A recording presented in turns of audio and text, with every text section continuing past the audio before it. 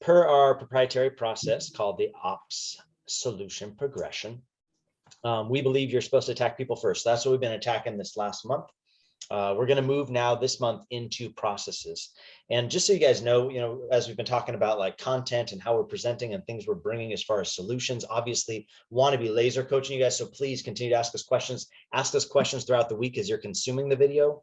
We realize not everybody's able to make it to the event every time, which is fine. As you consume the videos, make sure you're dropping in your questions. We can answer those this next week. That's what this call is all about. But we're going to present as well and allow you to ask questions, because we realize sometimes you've got so much stuff you're in the middle of. The last thing you have time to do is start thinking about extra questions about your business, and so our job is to kind of put fuel to the fire, and we're going to talk you through it. So we've been talking about people, we're moving to processes, but we wanted to also let you know, as we're talking through content, that you're going to probably start seeing us level up. We're going to start with intro level on any topic that we cover. We'll cover that for a month or so, and then we'll move on to the next. So last month was people. That was people part 1. We're going to hit people part 2 in a couple of months from now. But we don't want to inundate you all with the same content. We can go deeper and deeper and deeper. All these things, we all know that's like an onion, right? You're peeling back layers, that each of these things can go deeper, but that kind of content for that many weeks in a row can start to get monotonous. So we are going to break it up. So we're going to do part 1s of people, part 2 of people, part 3 of people, processes, part 1, part 2, part 3, as we work you guys through, just to help you guys begin to build up your layers. So if you're consuming at any point and you're like, this is old news, I know this stuff, give us some time. We're just setting the baseline. We're making sure everybody's on the same page so we can continue to build up. So this week, we're going to be looking at processes. And as we look at processes, as you identified the right people on the bus is what EOS would call this. Like, you've got your right people, you're working through how you're communicating with them, you're working through getting them in their job descriptions and where they fit in the org chart, and working through your gap analysis that we gave you through the gap analyzer. It's going to lead into, okay, so now what are the core duties, the processes these people should be doing? We've identified these are what the main duties are, but how are they doing? What are they doing them through? And so we're going to work through some of those processes, SOPs they could be called. They could be called a lot of different things, but what we felt like would most benefit you is kind of giving you a lay of the land, and we're going to talk about this morning some things that you might say, hey, Aaron, that's not really my space. Like, that's not really my specialty. Why are you going into this? I don't feel like I don't deal with the tech, or I don't deal with these certain parts, but we feel like it's really important for you to have a global understanding of everything going on in the business, right? It's your job to predict pain points and try and get in front of them before you get there, right? And I think that's a really good summary of anybody doing operations in a business is your visionary isn't thinking about the pain points. You can promise yourself that. And anybody that's been doing operations any amount of time, you're like, amen. I understand that, because he creates problems for me every damn day. Like, it's every day I got problems, And a lot of the times I think they almost enjoy stirring up the pot. You know what I mean? Like, they enjoy like creating this frenetic energy, but it's our jobs as ops people to try and predict the curve. Like, where do we see the pain's going to eventually come? And then to help the visionary to build with the end in mind. Now, sometimes that works. Sometimes it's not. Sometimes it's like Inception, where we've talked about that, I think, a couple weeks ago, the Ben Clatterbuck method of you're planting ideas in their brains that they can think of themselves 2-3 weeks down the road. And they're like, I've got this great idea. And you can be like Ben used to, that's a great idea, knowing that he had planted that in the visionary's mind 3 weeks earlier. But I think it's our job to try and think through the pain that's coming and try and beat that down as much as we can. We always talk about the Collab Team, the 80-20 rule. We want to create fire breaks for 80% of the time and do firefighting about 20% of the time. We realize there's going to be firefighting that comes up. We want to make sure that's the minimum. Not everything has to be an emergency. Not everything should always be on fire, because Taryn always says this, if everything's important, nothing is. That's the bottom line. If everything's an emergency, it becomes really hard to prioritize. Taryn, do you want to speak to that for a minute? Because I feel like you use that with multiple clients over time. Yeah. Well, it just gets to you when everything you receive ends with ASAP. Can I get that ASAP? And so if everybody's asking you for something ASAP, the level of ASAP just went down to normal. Now nothing is ASAP. Yep. And so now what's the new ASAP? Is ASAP, ASAP, ASAP, or emergency ASAP? Or is it when the visionary texts you himself and asks for it? That's the best hierarchy, right? Who was the most important person that asked you last and told you it was ASAP? That becomes the new priority. Yeah. Oh, man. Oh man, so good. So I think that really beginning to identify, there are going to be those times where it becomes a firefight. You have to firefight, but how can we as ops folks stay ahead of that curve as best as possible?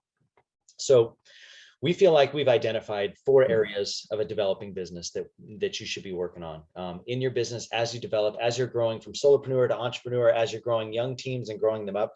4 areas that we feel like you should have a working knowledge of, even if you don't understand all the tech. And I'm going to be the first one to admit, these are not my specialties. There's something that I have a working knowledge of. This is something that I lean into Taryn and Ben and Savannah for a lot of the intricacies of, but I have enough of a working knowledge that I can talk about it in an educated space and not sound like an idiot, and understand at least what I'm asking for from those who are experts. And in your company, I think we've talked about delegate and elevate already, but that's part of the delegating and elevating, right? Early on, I did all the stuff, but realized I can't do all the stuff and continue to grow. So I needed to task things down. And that's why I handed down to Taryn.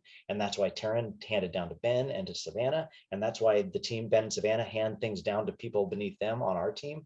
It's the importance of beginning to level up. So we're just going to give you a working knowledge on the 4 areas. The 4 areas that we would identify would be landing pages, funnels, and courses, like how you're handling the front end of your people, like how people are finding you, like where are they getting your content.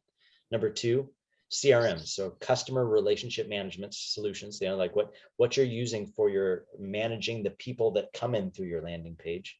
Number 3, support or G Suite development, or whatever you're using for your email provider. If it's Outlook, if you're in the Microsoft platform, whatever you're using, there's going to probably begin to develop the need for more than just one inbox. And so we're going to talk about that. And then finally, integration tools. Like, what are the tools that are going to wire it all together? Because it's very, very rare to find a one stop shop, right? One stop shop, one solution that fits it all. We always talk about those fax machines or those printers in like the early 90s, or like that did it all. They could do printing, they could do faxing, they could do copying, but the pain point is if any one of those things went down, the whole thing went down. So it's really hard to find a one-stop shop that does everything well. So we're going to talk to you about integrations and how you wed together powerful tools, but that don't necessarily always do the best at talking with each other. So we're going to talk about those different things. Taryn, did I cover that okay? You sure did, Aaron. Boy, thanks for making me feel good this morning. You're so nice like that. So what I thought we could do, because I don't want to just talk with my hands and be like, this is this over here, and this is this over here. I thought I would give you some visual representation this morning. And so what I'm going to show you guys this morning is just a wireframe of how we do things at the Collab team. I'm going to show you guys our stuff, not because I feel like our stuff is the best stuff out there. It's just our stuff is our stuff, and I don't have to worry about tiptoeing in on, does this client want me to show them that? Should I be a little bit, it's just uncomfortable when you're talking about other people's stuff. So I'm going to take you through ours. So we use a tool called Lucid Chart, or Lucid. It looks as they've cut down their name. I'm not going to tell you I think Lucid Chart is the best thing out there. All I'm going to say is I've tried a bunch of different tools that do a similar wireframing, and they all are about as clunky as the other. So Lucid Chart is just something that we've used over time. I'm sure there are better solutions out there. I just haven't found them. So in Lucid Chart, we use it for a lot of our wireframing on how flows should work. So as you look at it, that might be how we build out websites, or how our funnels are set up to work, or maybe how a workflow is supposed to go for this is 100X's coaching workflow on how we're delivering, or maybe how org charts are laid out. You can see we've done a couple org charts for different people. Lucid Chart's just a nice way to visually represent what you're trying to accomplish, because a lot of people are visual. A lot of people need to see what you're talking about. And I found that it cuts out a lot of confusion if you can just begin to wireframe, and you can begin to predict where the pain points are going to be when you see the entire flow. So I'm going to take you to, as we're starting with landing pages, CRMs. Once again, the 4 areas: landing pages, CRMs, support, or how you're handling your G Suite or whatever your email is, and then integration. So I'm going to kind of walk you through an example of what we do. So this is how we framed out websites. You're going to hear me here you're going to see me use a couple of different terms, all meaning the same thing: landing page, website, funnels, all very, very similar. So this is the way we've wireframed it out. So we at the Collab team have a website, and it's going to have some crossovers and some different things. So I'm going to show you kind of the way it frames, and then I'm going to show you how it looks on our website, and then I'm going to open it up for some dialogue. Also, Feel free to jump in with questions. Feel free to flag me down. You can keep your mics unmuted if you want to, depending on how much noise you've got in your background. But if you have questions, feel free. If you want to use Slido instead to drop in your questions, you can. Taryn, Ben, Savannah, anywhere you want to interject, feel free. So for the Collab team, we have a primary website. And for us, I started with these up here because we actually have some microsite landing pages that feed into the website. So this is just spots where it's not a complete build out. It's really just a products that we're creating. We have an opportunity. We work with widows on, especially around COVID, people who are going through hard things. We realize that a lot of times they're left with businesses, and we want to help them. And so we've micro niched down into a couple sections that are going to funnel in. So it's fully framed around a widow when they read it, but it's going to funnel you into Collab and the way that Collab does things. Same things with EOS integrators or integrator source. We've got a couple different pointers at that one, but microsite geared around integrators for EOS. We want to be providers for that. We speak in a very EOS language on those landing pages to drive down into the Collab main website. But once you're in the main website, this is what the layout's supposed to be. So you're going to see things that have been grayed out. That's decisions we made to move away from it, or lined out. I've just got it all here so you can see the creative process. Initially we started with the video. We felt like, well, if your website requires a video to explain what's going on the page, then that's probably overly complex. So Taryn and Savannah both talked me into turning that off and just allowing the website to speak for itself. So on our website, we deal with the ops solution progression, which you guys already saw this morning. It starts with, a loud call out of what we do. If you click on learn more about our process, it's just going to take you to this page on our proprietary process, which is ops solution progression. And then there's also for us, from the ops solution progression, once you understand how we do things, where do I start first? We would like you to start first with the gap analyzer, because we feel like that's how we're going to best help you identify pain points on your team. And then we'll give you a discount if you do it from our page. And then from that, it's going to lead into our projects. For us, all roads lead back to project blocks for the Collab team. So this is our meat and potatoes. So for online entrepreneurs, we do some certain things. For our brick and mortar clients, we do some certain things. And each of these things are going to lead on to the next page. So for us, the wireframe starts here, but then you're going to see their CTA buttons, call to action. And this is where I want you guys to really start thinking about things. Is you may be saying, Aaron, why in the world are we going through websites? It's because I want you to think about how we're interacting with people, and what you can predict further downstream is going to be the pain point. So call to action button on the ops solution progression, when they punch it, it's going to take them to what ClickFunnels would call a squeeze page. So we advocate for ClickFunnels. We think it's a simple program that you can set up, especially when it comes to wanting to sell things. You can make it look a lot of different ways. For us, we've over time adapted to, it looking more like a traditional website with a menu across the top. But this is still built on ClickFunnels. And the reason we advocate for that is that they just make it really easy to plug things in. So if somebody comes here to Ops Solution Progression and hits the call to action button, it's going to take you to the next screen, which ClickFunnels would call a squeeze page. On that squeeze page, we're going to have a video and another call to action button. So here's our bigger graphic. This is a light touch 3-minute long video of me talking about the Ops Solution Progression, and then a click here for more details. This is an opt-in button. So as soon as somebody clicks this, it's going to pop up the opt-in, and they're going to fill out their information and say, sign me up. Upon signing me up, that's when they're going to become our customer at some level. They've just engaged. They want to hear more detail. I'm going to come back and touch on that in a minute. So in this scenario, they hit the call to action button, takes them to the squeeze page with a video and a call to action button that's going to lead them. Once they give us their information, I'm going to take them one of two places. Are they interested then in going into projects with us? And I'm going to take them to the deeper dive into projects that this call to action took them to. Or are they interested in Gap? Do they want to hear more about the Gap Analyzer now that they've heard about our process? Same thing here. As they go through the website, they're going to hit the call to action button, which is going to take them to the Gap funnel, the Gap Analyzer. I'm going to offer them a discount. The call to action button here is going to be an opt-in to a squeeze page, very, very similar to a purchase button that's going to take them to purchasing the tool. We had thought initially about offering a consultation. We decided not to go that route. So the upsell, so the one-time upsell you're going to get is the project Gap. Actually, I do, an upsell and a downsell. So the project block for the Gap is, hey, I'll give you the Gap for free, and then let us take your team through it, $14.97. And I usually line those details out alongside of whatever page it is that I'm on in the wireframe. And then it returns back to a downsell. If they say no to this, I'm going to offer them one other thing, which is the gap evaluation for 97 bucks. The details for that are there. And then to a thank you page.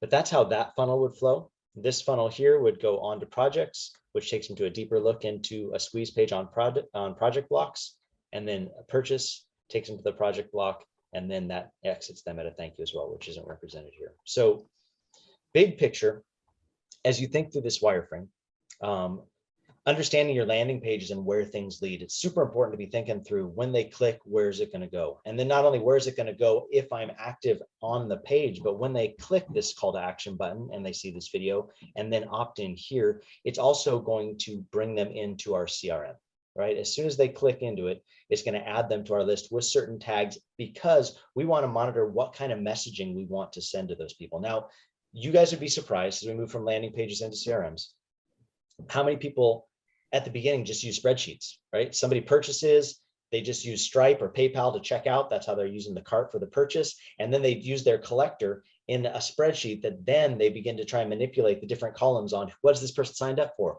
What have they purchased? What have I given them access to? Downside is if they experience any kind of growth, that just becomes like chaos at the highest level of, it's so easy to lose track of where people are at in your pipeline. You know, like how are they ascending your value ladder if you don't know exactly where they touched base last? So we would advocate for as quickly as possible a move into some sort of CRM vehicle, a move away from just an email management software, because the way this typically works for most solopreneurs is they get into their website, they put a button that has a button directly to the credit card processor, Stripe or PayPal, and their email marketing engine behind that, whatever they're using, MailChimp or there's Constant Contact, iContact. There's a million of them out there that are email managements, which is great if you're doing newsletters or light communication. The downside can be is they're not going to speak back and forth to who purchased what kind of sequencing should they receive if they do, what kind of sequencing should they be taken out of, unless you have a CRM. So I think that as you are thinking through call to actions and how you're handling your call to actions, we feel like the CRM is how you begin to communicate back and forth with this potential lead, this potential client. And I'm gonna give you guys a thumbnail, and then I'll come back to some pain points, and then I'm gonna give you guys opportunity to talk to each one of these so that I don't just talk the whole time away. So landing page, call to action moves you to a CRM. Once you're in the CRM, that's how you're communicating with your client. But then what about when they start communicating back? Right? So in your CRM, you're sending emails from an email address that they're probably going to start replying back to once you get any kind of volume. And it's very, very easy for that multiplier to just go through the roof, because you're probably using like support at your URL, at your email, you know, the support at the Collab Team, or info at the Collab Team, or HQ at the Collab Team. You're using some main email that's going to begin to become a collector. And the downside to emails is threads, right? Like, so they reply back to you, you reply back to them thinking that you solved their problem. No, they actually have 3 more questions they have for you that have nothing to do with anything you've talked about so far. So then they ask you those 3 new questions. So then you respond only back to 2 and tell them you're going to come back with 1 more answer in time. And then your inbox gets buried. And now they're 100 people deep, and you forgot that you told them that you're going to bring them back 1 more solution. And the customer journey starts getting messy, because inbox management is tough. And usually it's tough if you have more than 1 person in an inbox, especially if you experience any kind of volume, because then it's like, okay, who answered that?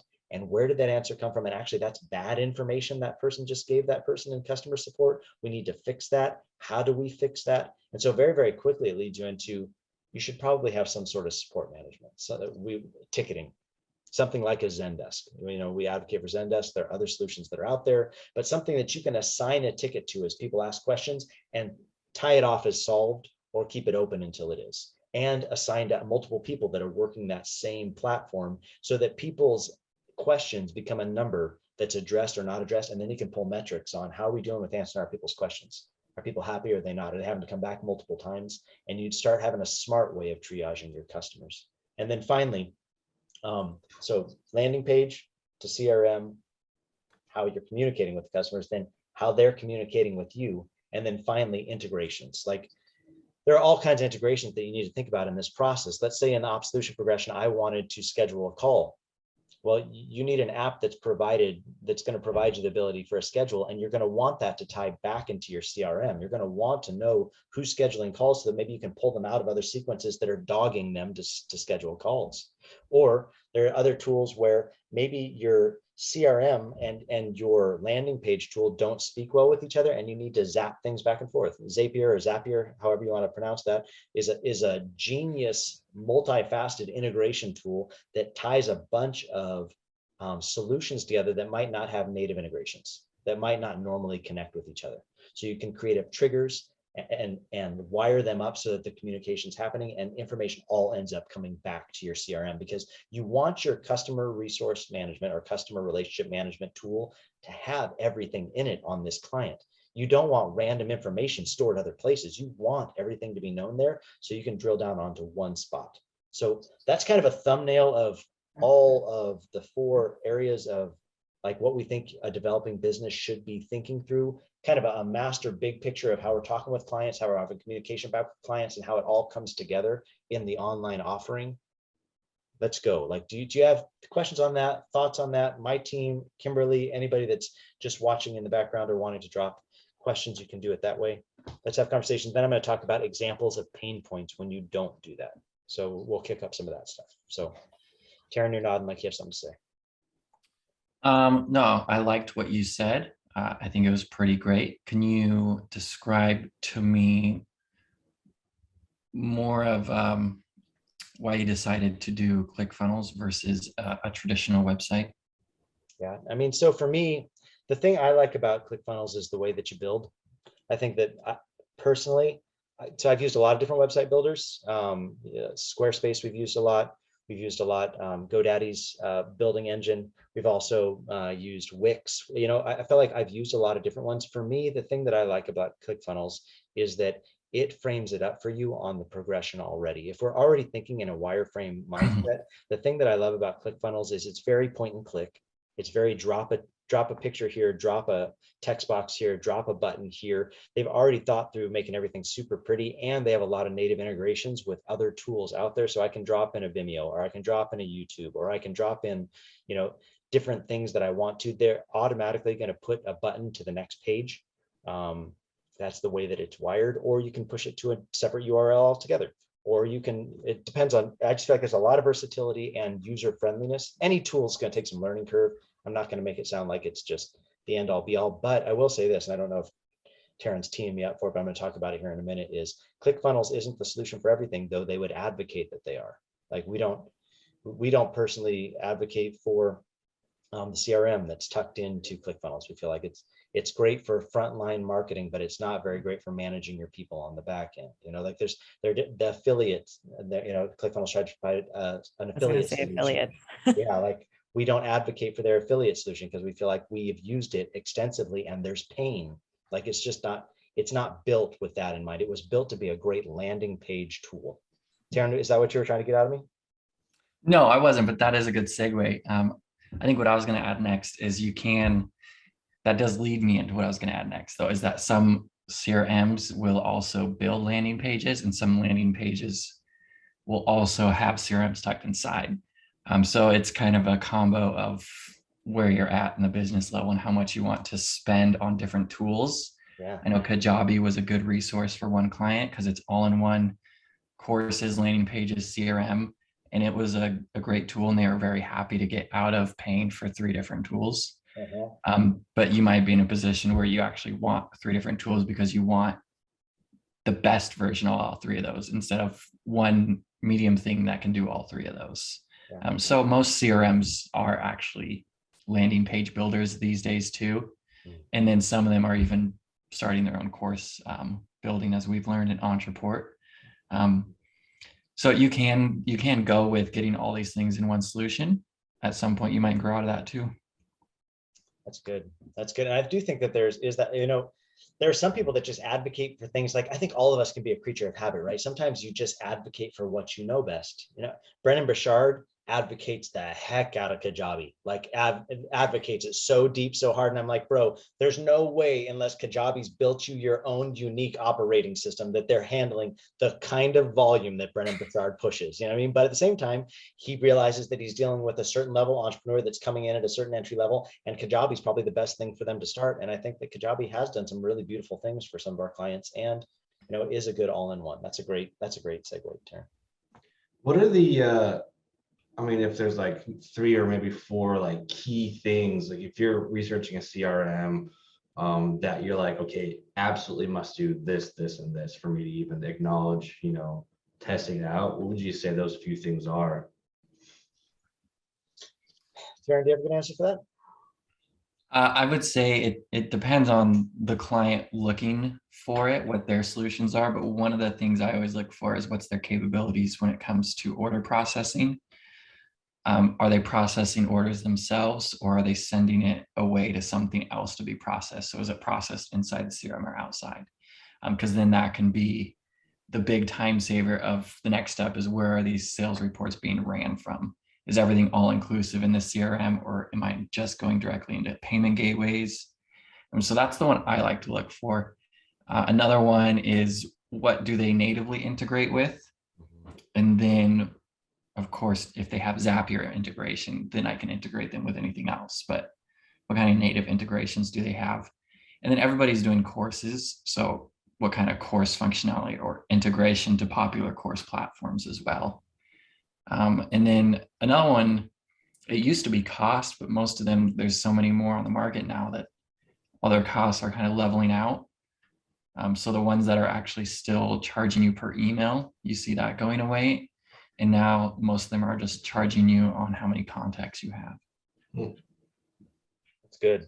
Do you think 2T, as far as how affiliates are being managed, is that ever something that you consider as far as how they're handling affiliates? Because I know a lot of our clients actually deal with affiliate marketing and affiliate management, and it seems like some of the platforms deal better with that than other platforms. Yeah, that's a good one too. If that's a request, it wasn't a request for the people who went to Kajabi, so it didn't really matter how Kajabi handled affiliates, and they hit all the other check marks. But for some people who are handling affiliates, then definitely we looked into a platform that could handle 1,000 affiliates. Yeah, I know. Sorry, go ahead, Savannah.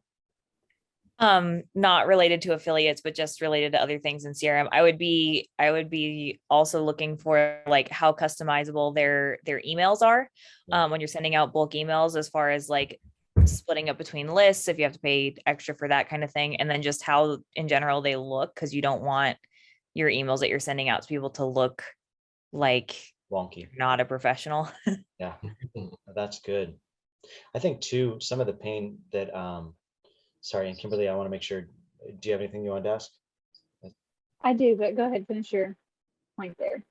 Well, I'm going to take into examples of pain, so I'm going to transition a little bit. So if you have something on what we just covered, I want to make sure I'm hitting it before I transition to pain.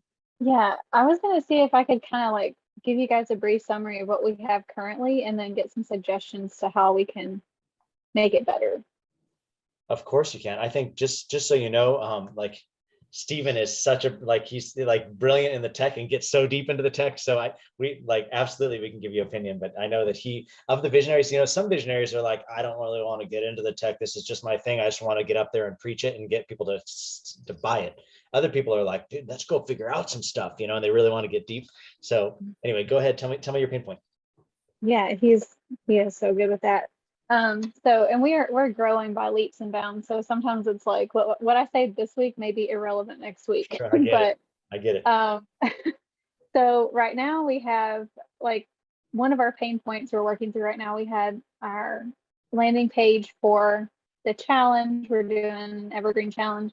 And right at the top, it was like, if you have any questions, you could email info@rainmakers, which, by the way, they're kind of redlining. Yeah. Or you can text this number. Well, that number goes to our Go High Level platform. And we have 2 teams working in there, which is all fine and dandy, except for the fact that when you text that number for the first time, we don't have you as a contact or an opportunity. So you just like hang out. And like, if you're about to make you're about to pay the $47 to get into the challenge, and you have a question, and then it's like crickets.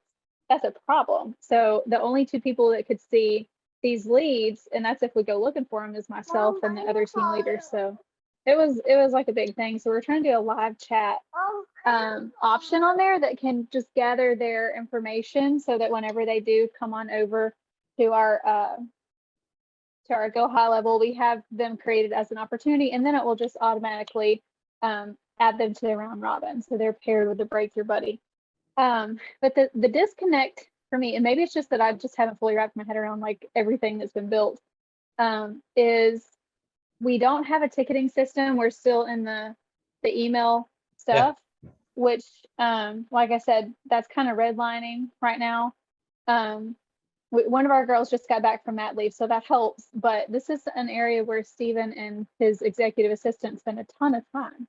Yeah. And so we're working on processes and like common responses and stuff, but I feel like it's not enough for the kind of growth that we see, that we have seen in the past in the company. And I feel like a ticketing system would be super helpful, which we could do in Monday, but like how do we connect all that client data? If they submit a form, it goes to Monday, but then all their data is still in Go High Level.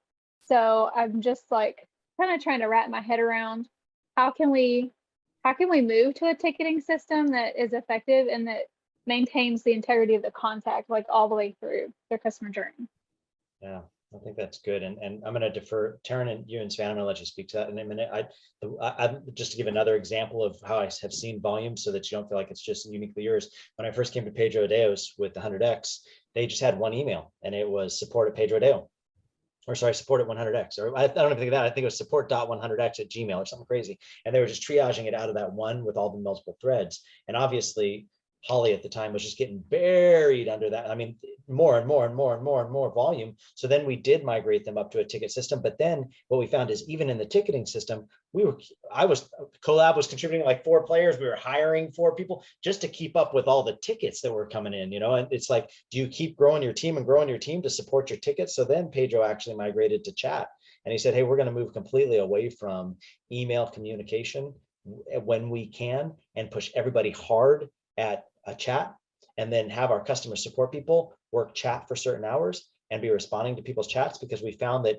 it banged down the number of opportunities that people would ask rando questions. They email you in because they're like, hey, you double charged me for this thing. And you're like, oh, I'm so sorry, I just refunded that. And they're like, hey, what time is Steven going to be on for this afternoon's thing? And then you're like, well, Steven's going to be on for this thing. And they're like, hey, I heard them talking about this thing that they're going to be offering. And now you're like 7 deep and it has nothing to do with the initial refund. We found that it doesn't happen like that in chat as often. In chat, they come in with a very detailed question, you answer them. Usually you can tie it off. But then when chat closes, then they'll submit emails that way. So really you're just collecting emails into the night until the person comes back the next morning, and then your support person comes in and deals with emails and chats at the same time, is how they begin to triage it. So I think there's probably levels you can deal with certain things, but as far as your specific situation, I want to let Taryn and Savannah speak to that, as they both have had a lot of customer experience pain points. And we are gonna I think dig into this a little bit a few weeks down the line, but I will say, so the most experience that I've had so far is with Zendesk. And what's great with Zendesk is they and other apps are trying to catch up to Zendesk. So there's other alternatives that are probably less expensive if you do some research, but Zendesk Chat ties into Zendesk tickets. Like they're pretty interchangeable, so you can escalate things really easily, which is nice. So if someone needs a question that you need to specifically ask Steven about, it's easy to be like, you know what, I don't know the answer to that, and you can turn it into an email, a ticket. But what's also nice is that you can actually plug their chat feature into your landing pages and your sales pages, and so that it's not just that you have this separate system. It's like they're on your website and they're looking at their cart and they're like, I don't understand what I'm buying here because this is $47 and I think I want to do this, but I'm not really sure. A little button can be there on your site and it'll bring up the chat window so they can talk to your team right there, and they're not having to navigate all these different things. I will say, and then Taryn can speak to this probably a little bit more than me because he's the one who we made look into it, but we tried to get our CRM for this client integrated with Zendesk so that they could just see their order information. And apparently it used to be something that was common. And now for some reason it's not as integratable. And so what I usually tell the staff to do is, which is unfortunate, but to just have the window open with the CRM at the same time that they're working with the tickets, because the ticket information, as long as everything is working as it should, it's going to collect their name, it's going to collect their email, and that's the main information, the identifying information that your CRM will have for what their orders are and what they've signed up for and what they've attended and whatever, so that you can just grab that information from the ticket, plug it right into your CRM, look that customer up, and then have all of your qualifying information. I will say there's also plugins that you can download for most of your customer support ticketing systems. And so like one that I really like is called like VIP customer or something like that. And so you can download a list from your CRM of people who've like spent more than $5,000. And then you can actually upload that list into your ticketing system. So that way, anytime that one of those customers pops in there, they have like a green halo around their name, or it'll say VIP customer. So you're like, okay, like that person, I need to make sure I answer that person within the next hour because they've given us a lot of money. They're a really good customer. And so then you don't even necessarily need the CRM right away to know that like you need to help that person immediately, kind of thing. Karen, Yeah, that was a cool feature. Do you want to speak to their pain points specifically around how they're using Go High Level and some of the ticketing and some of the pain points they might be experiencing there? Sorry, I probably just derailed you. You were going a different direction. Do what you want, and then maybe. Okay. Anyways. Yeah, I would, not all the ticketing systems integrate with every CRM. Some of them do, some of them. So if you're using Go High Level, you might see what ticketing system they recommend. I know I've asked them before when you're looking into them, like, you guys don't have an affiliate. What affiliate do you recommend? And so they let us know what affiliate system they would recommend they plug into. So you could ask them if they have one that they plug into. And that way, when a ticket comes in, it would pull up their record and Go High Level. And they might not have one yet because they are a little bit newer. But that is one of the things to look for too when you do pick a ticketing system, is some of them will plug directly into a CRM. And I think that's one of the reasons people are moving to HubSpot, is it's an all-in-one CRM ticketing system. Awesome. I know we have big metrics in Active Campaign, but I'm not sure, like, I had to do some more digging to see how all this could connect and help us better. The thing is, like, better serving our customers on like through integrations and automations and just having things streamlined is going to free up Stephen and Trudy from all that inbox stuff and all that customer service stuff. So, I mean, even if we have this dialed in where like, here's your common responses and all that, it still doesn't help if we have like to do all this legwork around each and every customer. So thank you guys so much for that. Super helpful. Mm-hmm. Yeah, customer service can be a huge time suck if you don't have like tools helping you kind of mitigate and bulk answer. That's another thing with ticketing systems, is most of them have a way that you can like bulk answer. So if you have a challenge going on or whatever, and there's a lot of people bringing in the same question, like, oh my gosh, I lost the Zoom link, you can just like bulk answer all of those people at the same time. This is the Zoom link. Have a nice day. And then you've taken care of 20 tickets in one time rather than having to like copy and paste over and over and over and over again. I think too, to realize that you're going to see an evolution, right? No, most people don't buy the most expensive tools out of the gate because they can't justify it in what they're selling. You know what I mean? Like they don't want to just bleed money, you know, so they're going to triage, and what that's going to lead them to is, well, what do I need most? I would say what you need most is your landing page vehicle. Like however you're going to make your offering. And I would say choose wisely on that. I wouldn't go cheap on that, only because I feel like there's a lot of solutions within the landing page tools out there that you can utilize. But I will say most people are then going to make a decision based upon what's the next thing they add. Maybe they start with like Actionetics that's tied into ClickFunnels, and that's how they're trying to manage all of their emails and their communications to different segments, because I do feel like that's what they do well. What they don't do great is if they purchase, what happens then and how do you break out the segmentation. So then some people will start in Actionetics inside of ClickFunnels, Russell's development of what he would call CRM, and then they say, that's not going to help me, so I'm going to move to something like an Active Campaign, like what you recommended, which is like the next step in the evolution, which from my understanding, and Taryn, correct me if I'm wrong, but I feel like it's kind of that merger of kind of doing more CRM-y kinds of things, but maybe not completely built out that way. From last time I was in active campaign, that's what it felt like to me. And then maybe it's like the next step up would be, okay, now I'm just going to go wholesale into a full built CRM that's designed to bear lots of load, and realize that now there's going to be some cleanup that has to happen, because there was probably some evolution that happened and I used some tools in the middle of it, that there's going to need to be the extraction from lists and pulling it back into the new CRM and cleaning up the tags and making sure that you understand what's been plugged in where. And I think the nice thing about that is that your credit card processors, your gateways have been collecting a lot of data that can help with that too. But Taryn, maybe you want to speak to that, maybe the evolution and transition. Yeah, I mean, it's been a while since I've been in active campaign too. And since all these apps are competing for themselves, I'm sure it's upgraded. Yeah. Because all these ones, they keep upgrading all the time, which is nice for you as a customer, and also nice when you're trying to compare apps as they're competing for each other, since they keep coming out with new ones. So they do keep getting better and better. So yeah, there's an evolution though of when you grow out of it. I know the last time I used active campaign, it was very linear and you couldn't do much filtering. So you couldn't like send a bunch of people down, filter them different ways automatically and have all this stuff built out. It was more like add them to this campaign and then that's it.